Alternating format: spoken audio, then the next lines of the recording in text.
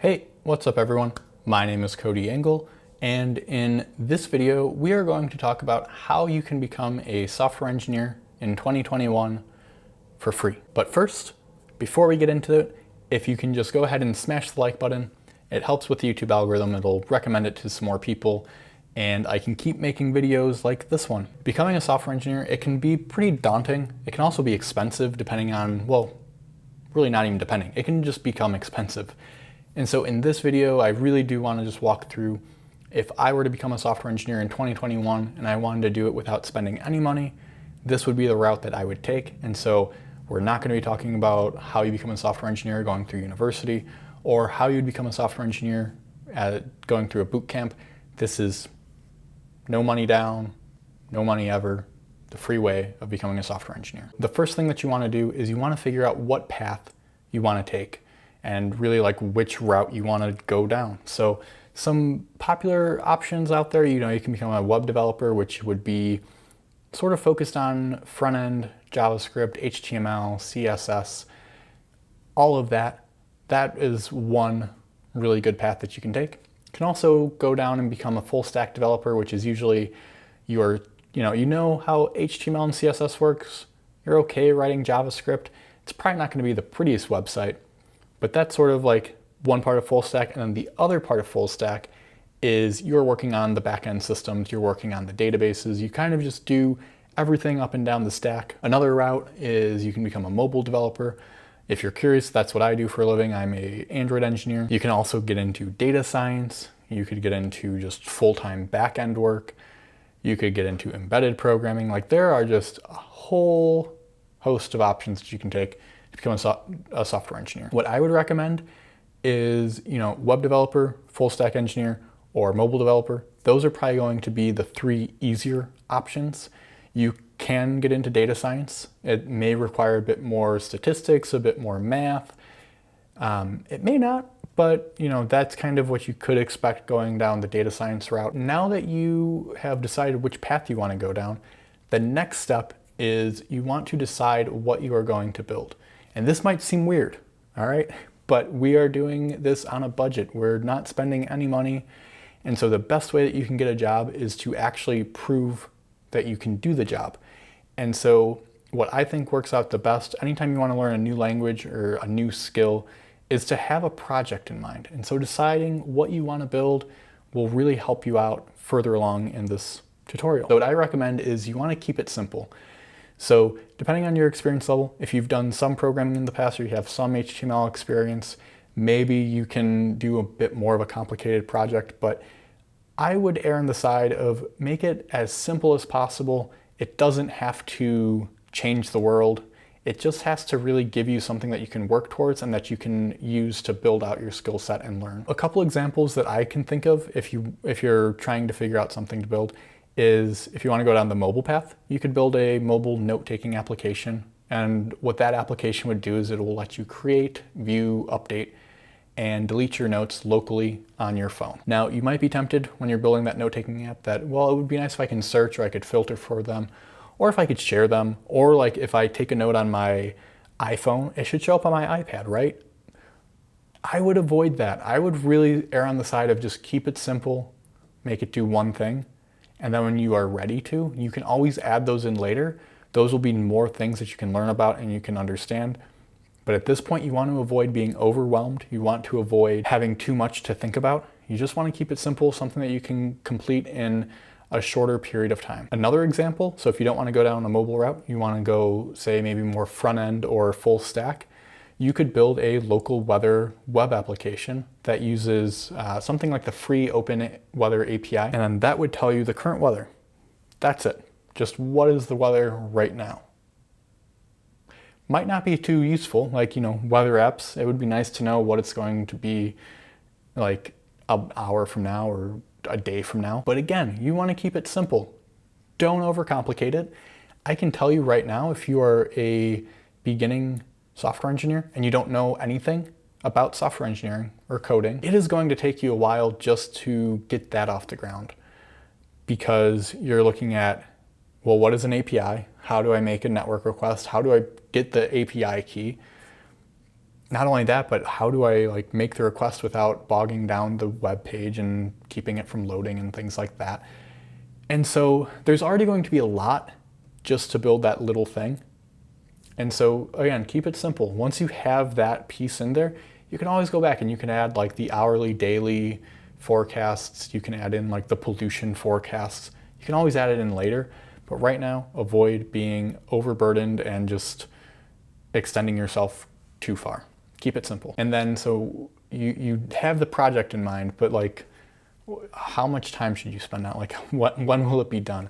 And so what I would recommend is spend at least 8 hours per week to focus on completing just the different pieces. And so this 8 hours, it's not necessarily like you're going to be coding those 8 hours. No. During this time, you can expect that you'll be looking at tutorials, you'll be trying to figure out how do things work. And so you may not even start the project on day one. Like you may be like, well, I want to build an Android note-taking app. So how do I do that? Well, Google Android note-taking app, see if there's some examples out there. Or, you may want to look at the Android developer getting started guide or the iOS getting started guide straight from Google or Apple. Don't feel like you have to work on the exact project every single day. You may be working on a small little sample app or going through a small little code lab. That is fine. You're spending at least 8 hours a week working on this project. You're hopefully making some incremental updates and incremental changes here and there. It's getting better.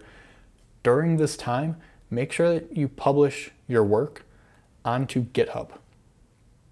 And so I'm not going to talk about how you use GitHub. If you want me to make a more in-depth video about that, I would be more than happy to talk about my general developer workflow, how I use Git, and how I do all of that. But there's also probably a video out there that'll explain GitHub as well and Git in general. So feel free, look that up, find one that works for you, but make sure that you are using GitHub to essentially it's like host your source code. There's a lot more to it than that. Like it also allows you to go back in time and go, oh, like this is what I did this day, or maybe I pushed out a bug and I want to revert back. Like there's a lot of benefits, but the main reason why I'm telling you to use GitHub is it allows other people to see the code that you've written. And so when you get into actually applying for a job, it'll be really great to see, okay, here's this person's GitHub. They have been doing this many commits a day or a week. They have this many different projects. So ideally you'd have at least one project on there, maybe more. Make sure you're using GitHub from day one. You'll learn more tricks, you'll learn more things, as opposed to last minute trying to learn, well, how do I use version control? So use it from day one.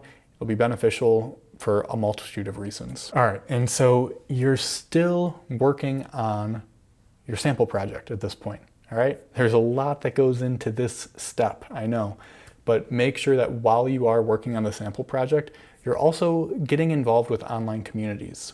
And so, you may want to find a subreddit that you can join. So like Android dev, web dev, iOS programming, etc. Find a good community where you can go and not only ask questions, but just read posts that are coming up, read other people's questions. Maybe at some point you can answer other people's questions. It's also a good place where you'll just see new technical articles. And so they may not make sense right away, and that's fine, but just being exposed to those technical articles and reading about them and reading about these new technologies, you'll expand your horizons even more. And maybe it'll even help you with your sample app, with your little project that you're working on. Also, see if you can find a blog or a newsletter or multiple ones that will help you out. For myself, I subscribe to Android Weekly and Kotlin Weekly. They're both completely free, and they're just a really good way of aggregating like the best Android and the best Kotlin articles that have been published over the last week or so. All right, and so while the global issue has made things difficult, one thing that it has actually made a little bit easier, I would say, is being able to attend meetups. So normally you would go to like meetup.com and you would find a meetup in your area. And these meetups would be like, they have like sewing meetups and other ones, but you can also find technical meetups. So you can find an Android meetup, you can find a front-end meetup, a data science meetup, any sort of meetup. But the downside is if you didn't live in a pretty populated area, so myself, I live in Chicago, so it was pretty easy. I could find a meetup for pretty much anything. and within a mile or so I could get there and attend the meetup in person. But because we can't go out and see people, a lot of those have shifted to remote. And so you can maybe join like the Chicago Kotlin user group or Android listeners in Chicago. You could be in another part of the country or another part of the world because they're going to be hosting remote meetups because that's what they need to do. That was kind of a long-winded way of saying, like, find meetups that can be helpful to you. If you can find one that's closer to your area, that will be helpful because you do want to get to know people that are going to be in your job market later on when you're looking for a job. But find a meetup, find one that you can attend, and attend it regularly. And really what this is going to do is going to get you more exposed with just other people in the industry. You'll be able to talk with them. That way, when you try to talk about it in an interview, it'll hopefully feel a little bit more fluid, a little bit more natural. Another way that you can get involved in the community is you can subscribe to your favorite YouTubers. If you haven't subscribed to me already, I will just say, go ahead, please subscribe. I would appreciate it. You can also comment on YouTube channels and all of that. I personally read every single comment that I get. So, if you're watching this video, you have questions, anything like that, just comment. I love reading them. So do all of the other YouTubers out there. The other thing to keep in mind is, you can use something like Twitter. So follow programmers on Twitter. I have a Twitter account. It's always linked in the description. So yeah, that's another option. Another one is like Discord. Now this is turning into a self-promotion thing, but so you can join our Discord community, you can chat about things and all of that. You can also join other Discord communities too. But the main thing, get involved with your community. It will help out a lot during this step. And also, again, you're working on your personal project. So you can ask questions to others about your personal project. You can promote it to people. You can do a lot of stuff during this point in time. That was step number 2. So now we're getting on to step number 3, which is at this point, you should start updating your LinkedIn. So once you kind of have a personal project under your belt, you're feeling pretty good about it, update your LinkedIn so that recruiters and hiring managers can find you. And what you want to do is you want to make sure that you are using LinkedIn's features to their fullest. And so you want to publish your personal projects there. You can provide links to your personal projects. You can provide a link to your GitHub. Make sure that everything that you are doing software related is in there. Another thing you can do is if for some reason, well, hopefully not for some reason, if you get to the point where you are writing like technical articles, or maybe you're making your own YouTube videos, make sure that you publish those in the publications section on LinkedIn. It's one way to show like, hey, I write articles or I make videos about this stuff. It's another way to help build up your credibility and make yourself look more appealing to recruiters or hiring managers that are trying to find an engineer with your skill set. Another thing to keep in mind with your LinkedIn profile is headlines can matter quite a bit. And so the headline is really like when someone's going through the search results and they're looking for like, hey, like who's out here looking for a job? They might be looking for, hey, this person, it says looking for an Android developer job. Well, I'm looking to hire an Android developer, so maybe I should look at their profile. Make sure you tailor your headline to be as specific as you want. So like if you're looking for a entry-level web development job, be like, hey, I'm looking for an entry-level web development job. Or if you want to get a little bit more engagement or maybe a little bit more traffic, maybe just, hey, I'm looking for a web development job. And they can figure out, well, are you entry-level, are you not? Spoiler alert, you probably will be entry-level, but it doesn't mean that you have to advertise that you're going to be entry-level. Doing that, it may make less recruiters or less hiring managers look at your profile than they otherwise would have. So don't worry about saying you're entry level. Let that kind of shake out in the interview process. The last thing about this step number 3, is don't stop step number 2. So if you're done with your personal project and you're feeling good about it, keep working on it. If you're completely done, you don't have any other features that you want to add to it, do another personal project. You're done with that one, do another personal project. Keep doing these until you are feeling pretty confident in yourself. And ideally, like if you're enjoying it and you're loving writing code and you can make the time for it, just keep doing the personal project. All right, so step 3 is done. You have your LinkedIn profile all set up. You're feeling pretty good about it. Now, I would recommend you sign up for LeetCode. And the reason why is as a software engineer in 2021, who hasn't gone to a boot camp and hasn't gone to a university, you are going to be lacking in interview techniques, and you are going to be asked to solve coding problems. And those coding problems may not be ones that have come up during your personal project. It's kind of a sad thing, but I mean, everyone in the industry knows that the questions that are asked in coding interviews are almost never relevant to the job or relevant to what you would be doing. It's not fun. I don't really know what else to say to it, but LeetCode, what it does is it allows you to solve coding problems, and it'll give you a huge list of problems. I would recommend start off with the easy problems on LeetCode. Even though they're easy, they aren't. I've gotten to the point where I can usually answer most easy questions on LeetCode, but if I'm getting into like a new subject or a new area of computer science that I haven't done before, the easy problems still are difficult. Work through the easy problems. I found usually if you start off with like the string ones or the array ones, those are usually two categories of the easy problems that will come up more often in interview settings. So once you get to the point where you are able to answer the easy questions with ease, you can now kind of graduate onto the next step. But before we get on to the next step, I will say, keep grinding away at the LeetCode questions. Once easy is too easy, step it up into the medium questions. See if you can answer some of those. If you can, that'll only benefit you. And then maybe try a hard question. And then, give up on life, because the hard questions on LeetCode are like impossible. End of the rant. Getting on to the next step. So you're already comfortable with LeetCode.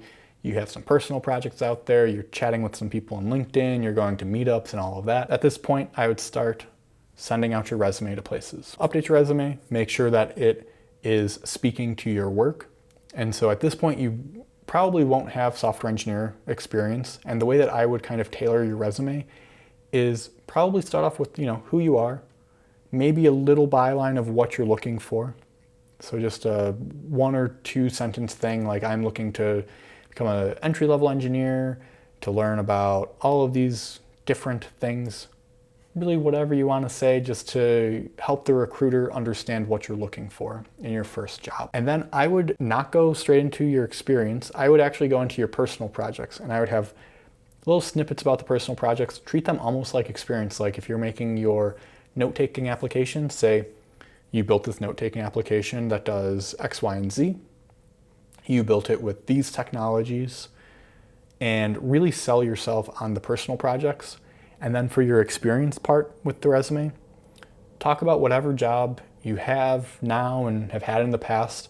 Try to tailor it into a way where it's software engineering-esque. It's going to be really difficult, but just try and think of, if a recruiter or a interviewer is looking at your resume and they're looking at the experience section, think about like what sorts of things you could say that would make them excited to work with you, which may be difficult not having the software engineering experience. Ideally, they're mostly looking at that top personal project section, but keep that in mind. And so you have your resume.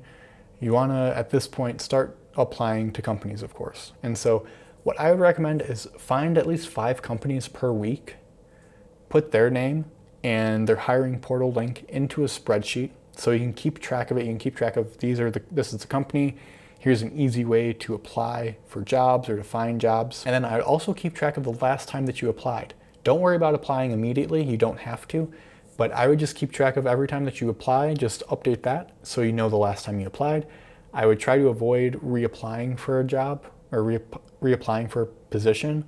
But what you can do is, if you haven't heard back in like say 3 months, you can go review their hiring portal again. Maybe they've listed new things, and then apply for those positions.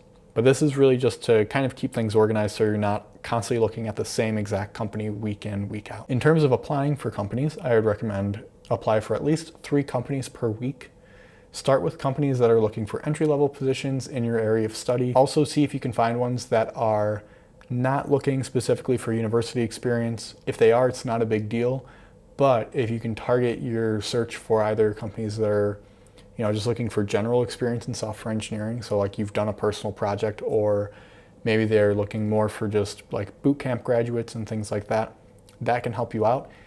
The companies that are looking for someone with a college degree, their applicant tracking system may filter out if it doesn't see a university. So keep that in mind. All right, so if you get to the point though that you have exhausted the entry-level positions and you haven't gotten a job at this point, feel free to start applying for jobs that require 1 to 3 years of experience. I mean, 1 year of experience, depending on when in 2021 you are applying for a job and you've been doing these personal projects, well, I mean, hey, technically you have 1 year of experience, so don't feel bad about applying for a job that's requiring that. Also, years of experience is usually just some random metric. They throw it in there. It's usually not a showstopper. And another thing to do while you're applying for jobs is the people that you meet at the meetups, the people that you meet in the Reddit communities, in your Discord communities, anywhere like that, start reaching out to those folks in your network to let them know, hey, I'm looking for a job. Do you know a place that's hiring? Can I, get a referral from you or your friend that knows of this place that is hiring? Also on LinkedIn, you can just reach out to a hiring manager or you can reach out to a recruiter. In general, I would try to see, has that person posted on LinkedIn like, hey, I'm looking for a person to do X, Y, and Z. Do you know them? Or if they have like their headlines updated, like, hey, I'm hiring engineers, you know any? Feel free to reach out to those ones and just do like, a cold call, cold message to that person. I would shy away from trying to just reach out to a hiring manager that isn't actively hiring or isn't saying that they are trying to find someone, because that can be a little bit annoying. I know I've had it in the past where I've even just like posted, hey, I'm looking for mobile engineers. And then I get like 90 messages from people looking for web developer jobs. So do be a little bit careful. There is another person on the other end of that message and they may be getting stressed out because they may have more than just yourself reaching out to them. If they've invited messages and all of that, reach out to them. I mean, you're trying to find your first job. As soon as you can get your foot in the door and get that first job, things become easier. Until then, it can be kind of difficult, which gets into step number 6, which is to say, be patient with this interview process. You'll probably be rejected fairly often. That is normal for anyone, especially when you are first getting into the software industry.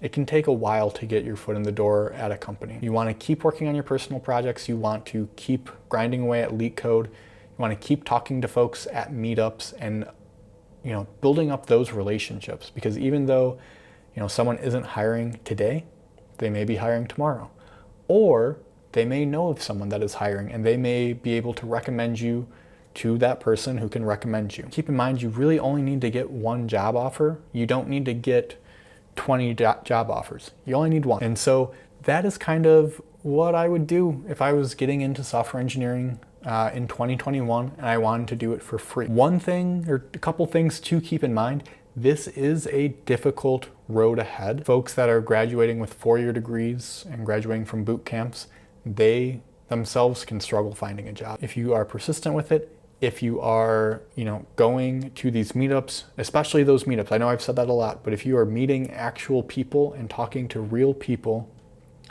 and you are building those relationships, at some point, a position will open up that is perfect for you, that you will be able to get the job and you will be able to kind of start your career. On the other hand, for myself, there are benefits of going to those boot camps. There are benefits of going to universities. And so I don't want to discredit that at all. If you have the ability to, if you have the time to, I would still recommend going to a university. I would recommend trying a boot camp.